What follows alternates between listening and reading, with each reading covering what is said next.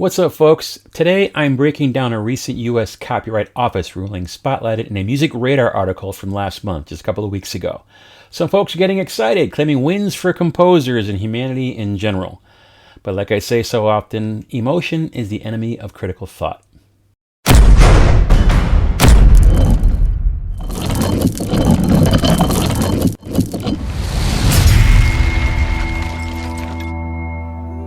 So, has the court banned copyright for all AI-generated music? Short answer is no.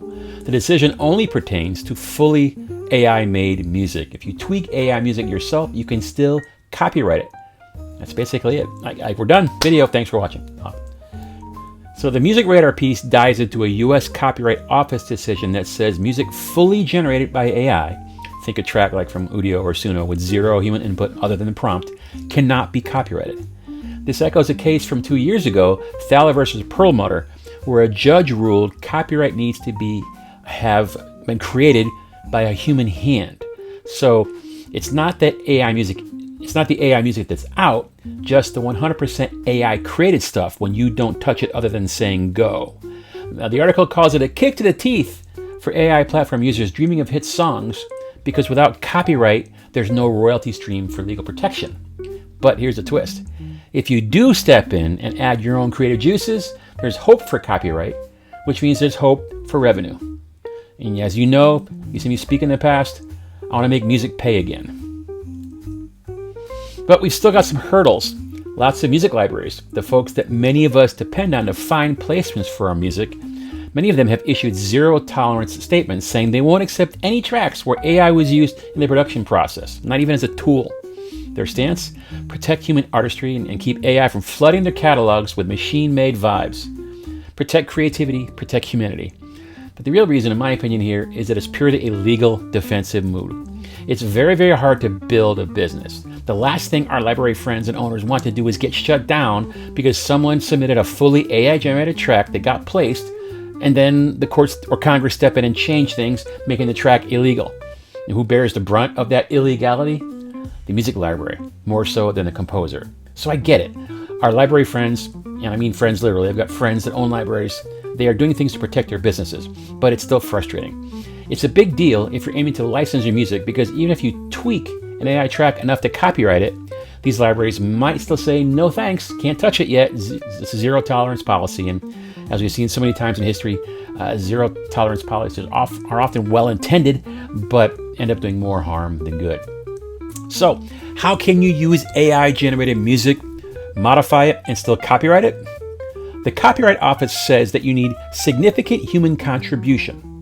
The Music Radar article suggests that if you take an AI-generated bass, like a melody or a beat, and layer in your own edits, your own instrumentation, or your own vocals, you can make it copyrightable. Think of AI as a sketch artist or a collaborator. You take the rough draft, paint it into your own masterpiece. You add your content, your hips, your synths, your hooks. You change your tempo, change your key, make it your own.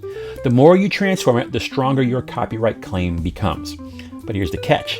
Even if it's legally yours, zero tolerance music libraries might reject it if they sniff out any AI in the recipe. Now, how will they determine this? That's really not known. It's really a hunch or a gut, but hunches and guts don't really do well in court. It's a very tricky issue. So practically, this means you can use AI as a starting point and modify it to claim copyright, but you've got to go big on the human effort. Significant changes, not just a quick polish. Now, the court ruling doesn't define significant, so it's case by case. So think major reworks over minor tweaks. Problem is, if your goal is a library placement, you might need to skip AI entirely to stay in their good graces. So Music Radar hints that this aligns with how copyright adapts to look at tools like samplers, but libraries so far are not budging yet. So what's your move? Do you stick to human-only tracks for library gigs? That's absolutely the safest bet. You can roll the dice with AI and aim for other libraries, or just roll the dice and don't tell anybody, but that's not a good idea. I've not done that. I won't do that. I don't think you should do that either. Until we get a clear ruling, we're not going to get any changes in the library's behavior or the market behavior in general. So tell me in the comments what you think, what's going on. I mean, are you willing to use AI? What is AI? Is lyric generation and help with rhymes AI? Is using Ozone Or the Apple Logic mastering tool, is that AI? Technically, yes. But creating a baseline using an AI tool, it's just so messy. So let's kind of break things down a bit here. The main points I'm talking about: the scope of the ruling.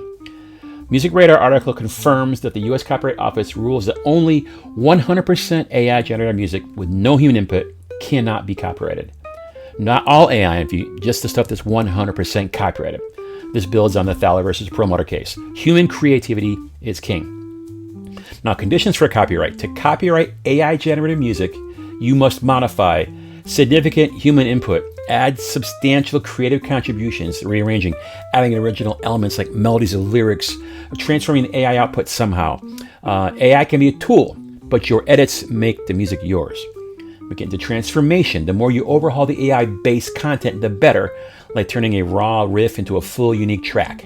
It's about your artistic imprint and making it your voice. And there's no set threshold. That's really the gray area here. It's all subjective as to what the courts will say. And plenty of cases have shown you can convict a ham sandwich, as we've seen. So courts will weigh your input. Judges can do one thing, juries can get another. And we've seen many music cases where the jury just absolutely got it wrong, because it should be a jury of your peers. If music legal cases really truly included a jury of our peers, the juries will be made up of musicians and composers and engineers, not Joe off the street. People that understand music, but that's not how the system works. So, to summarize, you can use AI as a foundation, modify it heavily, and then copyright it if you want to. But libraries that have zero tolerance policies just might not take it in. So go fully human-made, fully original content for libraries, especially if they've issued statements to say no AI in general. They may change those stances in the future, but until then, stick with all human-made stuff. Clear as mud?